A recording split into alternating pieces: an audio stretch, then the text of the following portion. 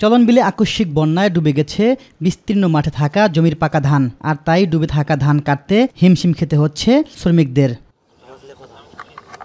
অনেকটা নিরুপায় হয়েই ঈদের আনন্দ ফেলে নৌকা নিয়ে ডুবে যাওয়া ধান কাটছেন কৃষকরা।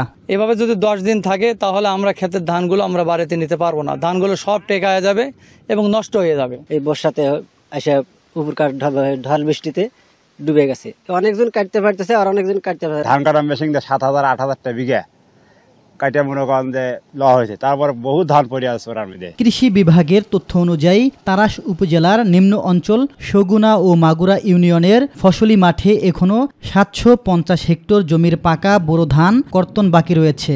এর মধ্যে কিছু জমির ধান পানিতে ডুবে গেলেও কালার এক্সপার্ট, জর্জ স্যাপ এবং মাইল্ড অন হ্যান্ডস টেকনোলজি সমৃদ্ধ অরিক্স ক্রিস্টাল ওয়াশ আপনার বাকি ধানগুলো কর্তন করতে সহযোগিতা করছে কৃষি বিভাগ। মাঠ পর্যায়ে উপসহকারী কৃষি অফিসার থেকে শুরু করে আমাদের সকলের ছুটি বাতিল করা হয়েছে। আমরা কৃষক ভাইদের সাথে সার্বক্ষণিক কাজ করছি।